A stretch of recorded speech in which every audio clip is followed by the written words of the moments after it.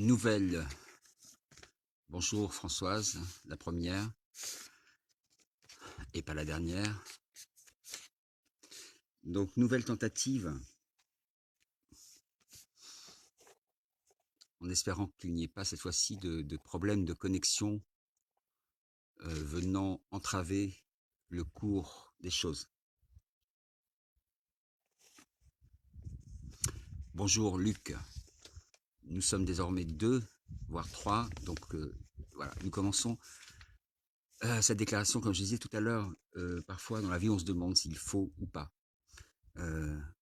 Est-ce que peut-être on ferait mieux de s'abstenir, on ferait mieux de ne rien dire, de se tenir à carreau. Et puis parfois on éprouve le besoin, la nécessité de dire malgré tout. En ce qui me concerne, ce matin, premières images, les premières informations que que nous a envoyé l'actualité, il y a ces images particulièrement choquantes, violentes d'un manifestant apparemment inanimé qui est traîné à terre face contre sol par ce qu'on appelait autrefois, jadis, il y a bien longtemps, les gardiens de la paix. Alors, voilà, en ce qui me concerne, cette goutte d'eau a fait déborder le vase déjà passablement rempli de ce qui est devenu absolument insupportable et qu'on ne saurait supporter davantage. Voilà, il y a un moment où le seuil de tolérance est largement franchi, dépassé. Pour faire cette déclaration, je vais disparaître et vous allez comprendre pourquoi je disparais. Personnellement, je me suis abstenu. Je ne vais pas à la messe et Macron n'aura jamais ma voix ni même l'ombre de ma voix. Déjà qu'il est devenu difficile de voter, mais voter pour des truands, des usurpateurs, des incestueux, des putains de la finance, des rapaces en bande organisée, ça va pas la tête. Des amis me disaient, mais enfin, si tu ne votes pas avec Le Pen, il y a risque de fascisme. Là, j'aurais beau jeu de dire, les amis, on en est où, là? Dans son débat avec Le Pen, Macron a bien joué son rôle de vierge effarouchée, mais c'était un rôle de composition. Une pute. Et Macron Macrotin est une pute de la pire espèce. Pire qu'une pute, un macro, un souteneur qui n'hésite pas à prostituer la France tout entière pour la soumettre au viol de la finance, sa seule compagne. Brigitte, qui aurait dû être condamnée pour détournement de mineurs, n'est que soubrette d'opérette. Une pute, donc, ne saurait être vierge.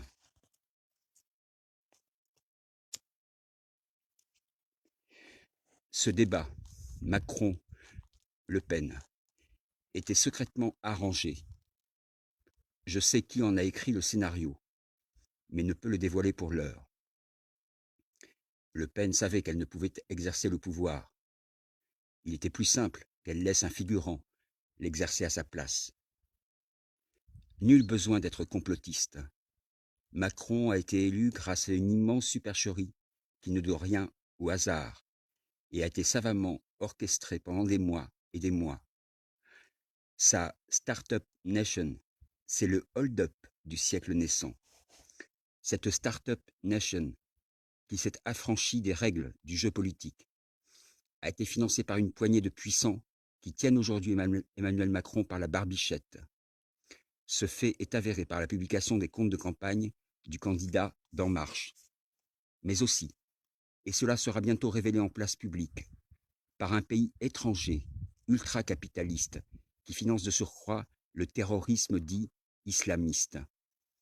Ce secret bien gardé, conservé dans le coffre-fort, qui a opportunément et mystérieusement disparu de l'appartement d'Alexandre Benalla peu avant sa perquisition, ainsi que dans le téléphone hautement sécurisé, qui a été tout aussi mystérieusement laissé en possession de l'homme de confiance de l'actuel président de la République plusieurs mois après son licenciement de l'Élysée, est la clé de l'affaire dite Benalla, véritable affaire d'État dont Christophe Castaner, ex-camarade de jeu, poker, de quelques truands marseillais de haute volée, à la fois toutou et chien de garde d'Emmanuel Macron, prédisait en juillet dernier qu'elle ne serait qu'affaire d'été, dont l'automne allait emporter le souvenir. Bien vu, camarade. Macron, donc, c'est le fascisme à visage poupin. C'est Pétain qu'il voulait commémorer, maquillé en enfant de cœur. Avec Macron déjà là, c'est le fascisme qui vient. Il pensait passer en douce. Merde, il y a un os. Ça ne passe pas. Merci aux gilets jaunes, dont je suis, d'avoir fait tomber le masque de la supercherie. Je délire. Bien sûr, je délire. Parfois, il faut être fou pour cracher la vérité. Revoyez Salaud ou les 120 jours de Sodome de Pier Paolo Pasolini. Revoyez L'œuf du serpent d'Ingmar Bergman. Tout est déjà dit.